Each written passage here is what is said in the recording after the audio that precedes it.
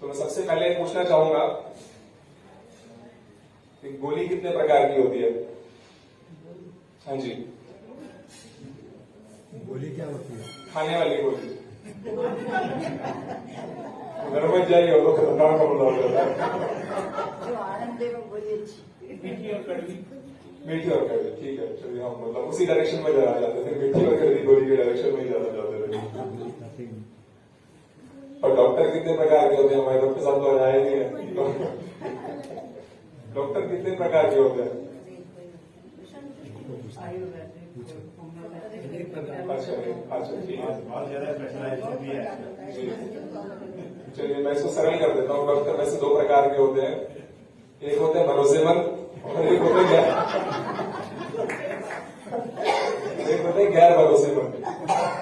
तो चाहे आयुर्वेदिक हो, चाहे एलोपैथिक हो, चाहे होम्योपैथिक हो, चाहे स्पेशलाइज हो, चाहे नॉन स्पेशलाइज्ड हो, मुख्य बात यह है कि भरोसा है कि नहीं है तो आप मतलब बाबा जी से भगवत भी ले लोगे। तो लेते भी है, साइंटिफिक रीजन से काम करती है कहीं कहीं।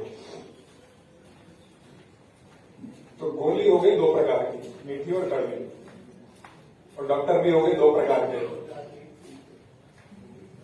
वैसे मैं आपको यहां मिस कर रहा हूं, घुमाना पड़ रहा है जी। डॉक्टर भी हो गए दो प्रकार के, भरोसेमंद और गैर भरोसेमंद। अच्छा, अगर गैर भरोसेमंद डॉक्टर है और वो डॉक्टर हमको मीठी गोली दे रहा है, मतलब मीठी वाली गोली दे रहा है, मीठी टाइप की गोली दे रहा है, जिसको लेने में हमको कोई विशेष समस्या नहीं है, तो हम उसको सरलता से लेना चाहेंगे कि नहीं लेना चाहेंगे? गैर भरोसेमंद डॉक्टर है, लेना चाहेंगे। अच्छा, और अगर गैर भरोसेमंद डॉक्टर कड़वी गोली दे रहा है? दोनों ही केस में नहीं लेना चाहूंगा। दोनों ही केस में नहीं लेना चाहिए। बेसिकली तो ये होगा, दोनों ही केस में नहीं लेना चाहिए। अच्छा, भरोसेमंद डॉक्टर अगर मीठी, तो क्या भरोसेमंद डॉक्टर और मीठी गोली है तो उसको टॉफी समझ के खा जाएंगे, 2-4 और दे दो। कड़वी गोली दे रहा तो फिर क्या करेंगे? खा लेना चाहिए। तो जिसके ऊपर हम भरोसा करते हैं वो कितनी ही कड़वी दवा, कितनी ही कड़वी रेसिपी, कितनी ही कड़वी सलाह, कितनी ही कड़वी बात क्यों ना कह दे, हम उसको मान ही जाते हैं। मानते नहीं तो कम से कम सहन कर ही जाते हैं। ठीक, तो हम इतने वर्षों से शास्त्र को पढ़ रहे हैं, समझ रहे हैं, सुन रहे हैं। अब अगर मैं ये पूछूं कि शास्त्र के ऊपर, सत्य शास्त्रों के ऊपर कौन कौन भरोसा करता है?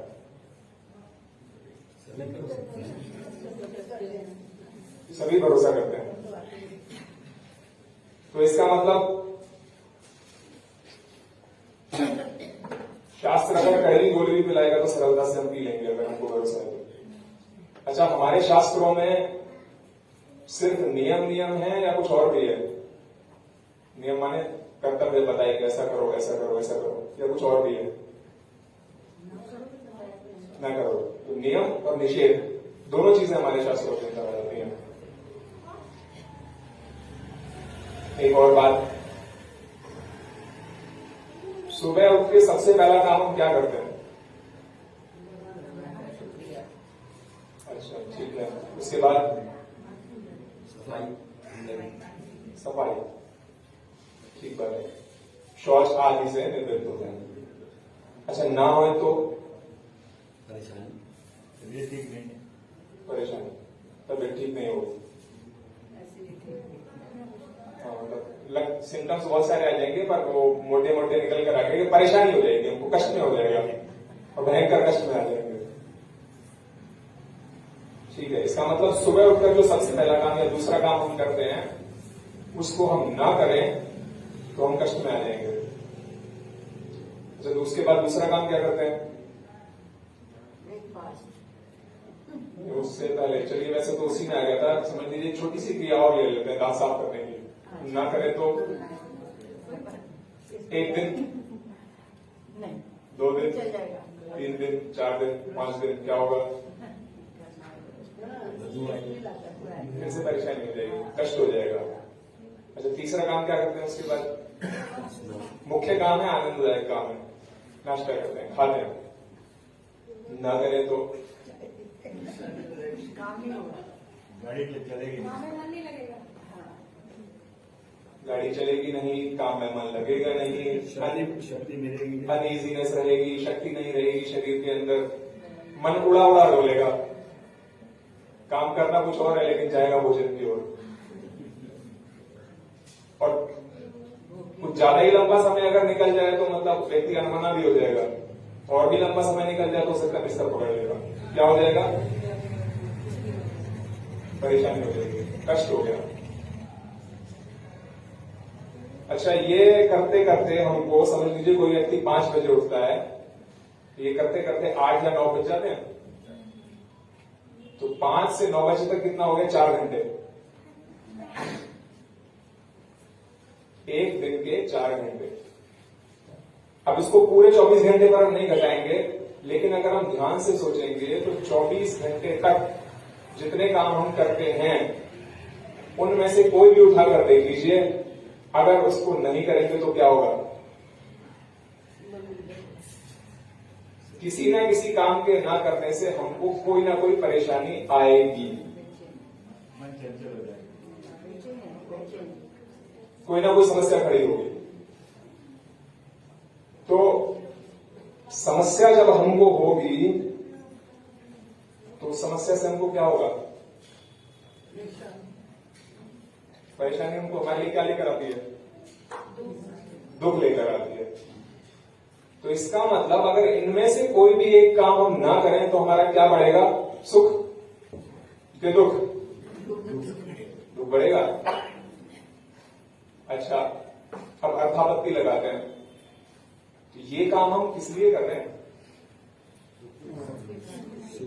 दुख कम सुख करने की के लिए प्राप्ति के लिए, या दुख को हटाने के लिए, या दुख से बचने के लिए, दुख से बचो, दुख कम करने के लिए। दुख से बचने के लिए, दुख से बचेंगे तो सुख की प्राप्ति ऑटोमेटिक होगी। ऑटोमेटिक हो जाएगी। तो मतलब सुख की प्राप्ति ऑटोमेटिक है, लेकिन मूल उद्देश्य क्या है, दुख की निवृत्ति। दुख का निवारण। तो 24 घंटे में मोटे मोटे 4 घंटे हमने देख लिए हैं, वो हम बिता रहे हैं दुख के निवारण के लिए, या फिर उन उपायों को करने के लिए कि दुख आए ही ना, दुख की निवृत्ति के लिए हम अपने 4 घंटे बिता दिए। अगर जाएंगे तो शाम तक पता चल जाएगी, लेकिन हम ये पाएंगे कि 24 घंटे में हम हर काम, चाहे वो कोई भी हो, सिर्फ और सिर्फ इसलिए करते हैं कि हमको परेशानी ना आए, हमको कष्ट ना आए, अंततः हमको दुख ना आए। अच्छा, दुख की निवृत्ति के लिए ये जो काम हम करते हैं 24 घंटे में, ये सिर्फ मेरे और आंटी जैसे लोग ही करते हैं, या फिर मतलब बड़े बड़े लोग, प्रधानमंत्री टाइप के लोग भी करते हैं? सब तो व्यक्ति अपने जीवन में कितना ही ऊंचा उठ जाए, उससे सोच विशेष फर्क नहीं पड़ने वाला है। इसका मतलब ये सारे काम उसको करने ही पड़ेंगे दुख की निवृत्ति के लिए। अच्छा, ये सारे काम दुख की निवृत्ति से करने के लिए भारत में ही करने पड़ते हैं, बाहर के लोग भी करते हैं? एडवांस कंट्री से हो सकता ना करने पड़ते हो, संपूर्ण विश्व में करने पड़ते हो। अच्छा, जो लोग पृथ्वी पे रहते हैं वही करते हैं, जो लोग अंतरिक्ष में चले जाते हैं उनको भी करने पड़ते हैं? सबको करना पड़ता है। शुक्र है बता देते हैं आगे से। आजकल तो कैमरे भी है। अच्छा, ये आज के टाइम में ही करना पड़ता है, या फिर पुराने समय में रामचंद्र जी आदि उनको भी करने पड़ते थे? हर समय हर समय करने पड़ते हैं, सार्वकालिक है, सार्वदेशिक है, जो मनुष्य बना उसको करना पड़ेगा। अच्छा, सिर्फ मनुष्यों को करना पड़ता है, अन्य प्राणियों को भी करना पड़ता है? तुम कह सकते हैं कि जिसने देह धारण कर लिया, जिसने जन्म ले लिया, उस बेचारे का सारा जीवन दुख से निवृत्ति के उपायों में जा रहा है। ठीक बात? पेड़ पौधे ये बड़ी निम्न स्तर की भोग योनियां हैं, तो ये तो बेचारे अपने भोग भोग रहे हैं, तो बहुत ही लिमिटेड कैपेबिलिटी में इनको एबिलिटी मिली हुई है, बस उसी में अपना काम चला रहे हैं। तो इनके कर्म कुछ ऐसे थे पूर्व के जन्मों के कि उसके एक लिमिटेड सी एबिलिटी इनको मिलेगी और उसके हिसाब से लोग अपना काम चलाएंगे। तो हमने ये देख लिया देश, काल, समय, व्यक्ति विशेष, चाहे कोई भी हो, अंततः सबका समय दुख से निवृत्ति के उपायों में जाना होगा। हम इससे एग्री करते हैं कि नहीं करते? नहीं करते तो हम इस पर डिस्कशन करेंगे और 5 मिनट तब आगे बढ़ेंगे। हम इससे एग्री करते हैं, ठीक बात।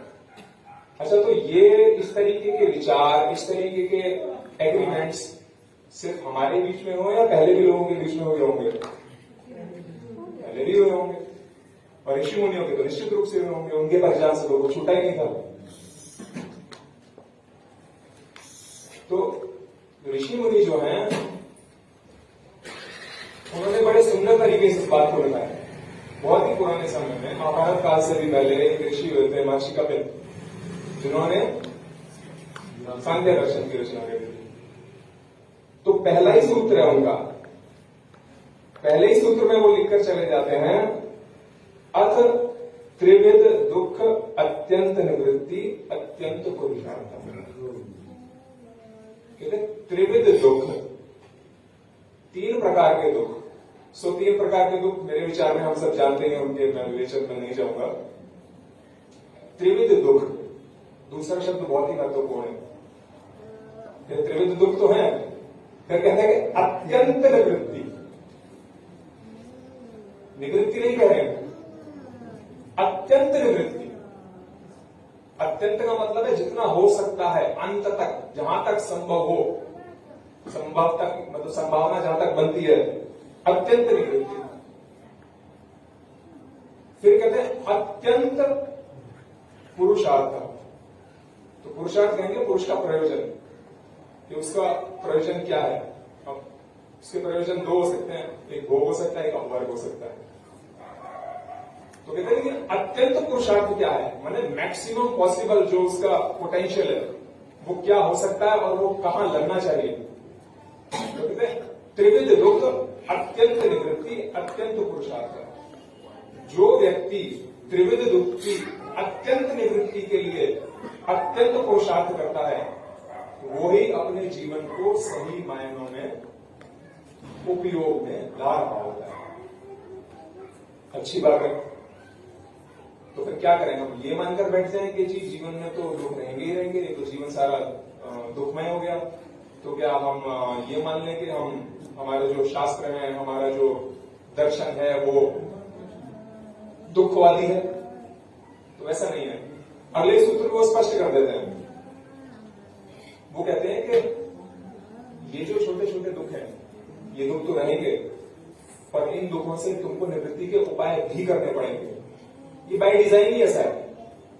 शरीर है तो भूख लगेगी, भोजन की व्यवस्था तो करनी पड़ेगी, लेकिन ये अत्यंत पुरुषार्थ नहीं है। अत्यंत पुरुषार्थ क्या है? अत्यंत निवृत्ति। दुखों से अत्यंत निवृत्ति ही अत्यंत पुरुषार्थ है। और वो कहते हैं कि उसी के उपाय में व्यक्ति को अपनी शक्ति और अपना जीवन लगाना चाहिए। तो क्या इसका अर्थ ये हो जाता है कि व्यक्ति सामान्य जीवन ना जिए? वैसा भी नहीं है। सामान्य जीवन तो जीना पड़ेगा। क्यों? क्योंकि जो सामान्य दुख हैं, उन सामान्य दुखों के लिए हमको सामान्य उपाय करने पड़ेंगे।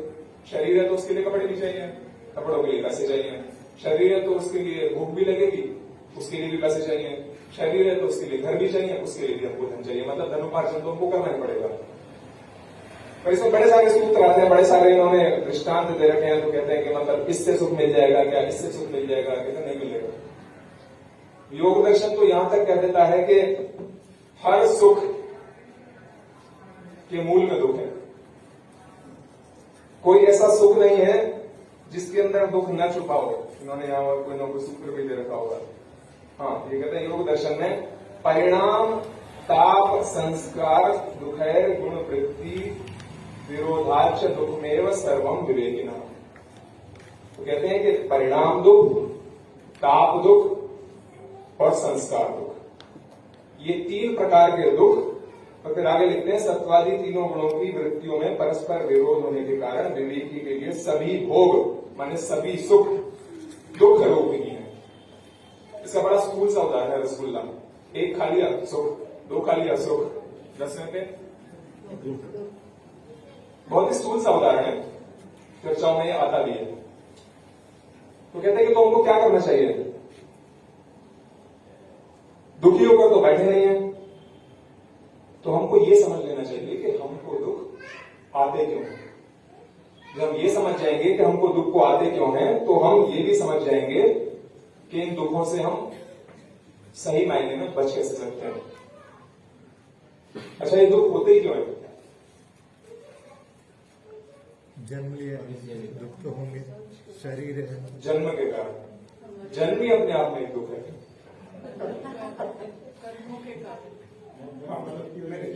दुख तो इसलिए क्योंकि जन्म है। अब जन्म ले लिया तो इस शरीर के संबंध में जितने भी धर्म है वो निभाने पड़ेंगे, भूख भी लगेगी, प्यास भी लगेगी, सब प्रकार की समस्याएं होंगी। माने जन्म भी ये दुख है, अच्छा ठीक है। अभी जन्म होता ही क्यों है? जन्म से ही अगर हमको दुख है तो फिर व्यक्ति ये विचार करेगा ना कि जन्म होता ही क्यों है। ना जन्म होगा ना दुख होगा, जन्म होता ही क्यों है? हाँ? वो तो पर्पज हो गया, होता क्यों है? कर्मों का हिसाब चुकता करने के लिए। तो कहते हैं कि जन्म जो होता है वो बंध के कारण होता है। अच्छा, ये बंध क्या है? बंध है पुरुष और प्रकृति का संयोग। प्रकृति अलग है, पुरुष अलग है, लेकिन दोनों का संयोग हो जाता है, वो गांठ पड़ जाती है, उसको कहते हैं बंध, उसकी वजह से जन्म होता है। अच्छा, वो कहते हैं कि ये बंध क्या है? तो कहते हैं कि जीवात्मा का प्रकृति के संयोग में आने के बाद में ये समझ लेना कि मैं प्रकृति रूप ही हूं, माने शरीर के साथ में मिल जाने के बाद में ये समझ लेना कि मैं ये शरीर ही हूं, ये बंध का कारण है। तो एक अच्छा, ये बंध होता क्यों है? जन्म का कारण तो बंध था, पर बंध क्यों, मतलब ये बंध क्यों होता है? तो कहते बंध होता है अविवेक के कारण। अब कहते हैं अविवेक क्या होता है? तो कहते हैं कि विवेक का नाम होना विवेक है, मोटे मोटे तौर पर। जहां विवेक ना हो वहां अविवेक होगा। तो कहते हैं विवेक क्या है? देखिए, कोई छोटी मोटी चीज नहीं है। 15 मिनट, 20 मिनट, आधे घंटे के डिस्कशन में ये समझ लेना कि जीवन का मूल उद्देश्य क्या है, उसके रीजंस क्या है, वो कोई छोटी मोटी चीज नहीं है। ये तो प्याज के जैसे छिलकों के जैसे जो छिलता ही चला जाता है, छिलता ही चला जाता है। कहते विवेक क्या है? कहते हैं सही सही गलत गलत का यथा स्वरूप बोध कर लेना, सो विवेक है। जब जीवात्मा को ये बोध हो जाता है, वो तो बहुत दूर की बात है जी, समीप की भी है, क्योंकि वो होते होते ये वाला बोध होगा कि मैं अलग हूं, शरीर अलग है। जब उसको ये विवेक होने लग जाता है, सही सही और गलत गलत का एकदम सही पहचान जब होने लग जाता है, तो उसको विवेक कहेंगे। अच्छा, अविवेक होता क्या है? हाँ जी, हमारी सोच गलत है। बिल्कुल ठीक बात है। तो कहते हैं इग्नोरेंस के कारण। तो इसको शास्त्रीय भाषा में कहेंगे चित्त की अशुद्धि के कारण। चित्त में जितनी जितनी अशुद्धि आती चली जाती है, उतना उतना ही व्यक्ति को अविवेक होता चला जाता है। अच्छा, सोचने वाली बात यह है कि जन्म लिया बंध के कारण, अविवेक के कारण, इसका मतलब व्यक्ति के चित्त में अशुद्धि थी। तो अशुद्ध चित्त से व्यक्ति जो काम कर रहा होगा, वो सही काम कर रहा होगा कि गलत काम कर रहा होगा? सही भी कर रहा होगा, गलत भी कर रहा होगा, माने मिश्रित कर्म कर रहा होगा। अब मिश्रित कर्म दो तरीके के हो गए, धर्म और अधर्म। जब धर्म भी कर रहा है और अधर्म भी कर रहा है, तो उसका फल कैसा आ रहा होगा? सुख, पुण्य और पाप। पुण्य और पाप का जब उसको कर्म आ रहा, जब वो फल आएगा, तो हर कर्म अपने कर्म संस्कार भी बनाता है। कर्म संस्कार कहां स्टोर होते हैं? कर्माशय, एक तरीके से हम कहते हैं कर्माशय के अंदर स्टोर रहेंगे। इसका मतलब चित्त में अशुद्धि के कारण मैं धर्म अधर्म कर रहा हूं, उसका संस्कार मेरे कर्माशय में बढ़ रहे हैं, कर्माशय में बढ़ रहे हैं तो कभी ना कभी उसका परिपाक भी होगा, परिपाक होगा तो उसका फल आएगा। माने उस पूर्व में किए गए कर्म संस्कार के वश में मैं पुनः कर्म करूंगा। क्योंकि रसगुल्ला मुझे बहुत प्रिय था तो मुझे रसगुल्ला खाने की हैबिट बनी है। गाजर का रस मुझे पसंद नहीं था, नहीं चाहिए, मैं इसको नहीं खाऊंगा, राइट। तो इस वजह से आज के समय में पूर्व जन्म में किए गए कर्मों के फलों को भोगने के लिए हम पुनः कर्म करेंगे, पर हमारे चित्त में अशुद्धि है। चित्त में अशुद्धि है तो इसका मतलब क्या हुआ? पुनः मैं सकाम कर्म कर रहा हूं। सकाम माने या तो राग से कर रहा हूं, रसगुल्ले के राग से, या फिर कड़ी गाजर के रस के द्वेष से मैं कर रहा हूं, ये मुझे नहीं चाहिए। स्थूल एग्जाम्पल है, लेकिन दोनों अपना असर दिखाने वाले हैं, सकाम कर्म है, दोनों फिर से कर्माशय में जाकर बैठ जाएंगे। वो क्या रहा है? कर्म किया, धर्म अधर्म युक्त किया, सुख दुख रूपी फल आया, पुनः संस्कार बना, पुनः उसका विपाक हुआ, पुनः कर्म किया, पुनः कर्म से तो चले थे, पहुंच गए, पुनः कर्म किया। तो इसका मतलब क्या हो गया? साइकिल चलता रहेगा। तो जब तक ये साइकिल चलता रहेगा तब तक मरने के बाद में पूर्ण आनंद की प्राप्ति नहीं होगी। कड़वी दवाई लीजिए। तो ऐसा क्या किया जाए कि मृत्यु के बाद में पूर्ण आनंद की प्राप्ति हमको हो? इसका बड़ा सरल सा उपाय ये है, कर्माशय खाली हो, ना रहेगा बांस, 9 बजेगी बांसुरी, ना कर्माशय में कुछ होगा, ना परिपाक करवाने के लिए भगवान पे रहेगा और बेचारा कुछ नहीं कर पाएगा। कहता आप तो कुछ मेरे बस में कुछ नहीं, बुलाया नहीं पड़ेगा इसको। तो कर्माशय खाली कैसे हो? समय हो चला है तो इसलिए इसको जल्दी समेटेंगे। तो योग दर्शन में एक सूत्र आता है, अभ्यास वैराग्याम तन्निरोध, है ना। और दूसरा ही सूत्र था योग चित्तवृत्ति निरोध। तो इसमें 2 चीज आती हैं, अभ्यास और वैराग्य। अभ्यास कैसा? योगाभ्यास, संध्योपासना, उपासना। उपासना के माध्यम से जब हम उपासना करते चले जाते हैं तो हमारी चित्त की शुद्धि होती चली जाती है। और कर्माशय में जो कर्म संस्कार होते हैं धीरे धीरे करके उनको शास्त्रीय भाषा में कहें तो जलाते चले जाते हैं, या फिर यूं कहें खत्म करते चले जाते हैं। तो कर्म संस्कारों के समाप्त होने की प्रक्रिया बहुत ही तेज हो जाती है बिना प्रैक्टिकली उनको जिए या बिना प्रैक्टिकली उनको भोगे। ये तो हो गया अभ्यास, ठीक। तो हमारे पास में एक टोकरी लगी हुई है कर्माशय की, उसमें से हमने कुछ कुछ निकाल दिया बड़ी तेजी से, राइट। अब दूसरा क्या बोलते हैं? दूसरा बोलते हैं अभ्यास, सॉरी वैराग्य। वैराग्य में ये नहीं कह रहे कि यहां से उठे और तुम्हारे कल सीधा हिमालय चले गए, वैसा वैराग्य नहीं कह रहे।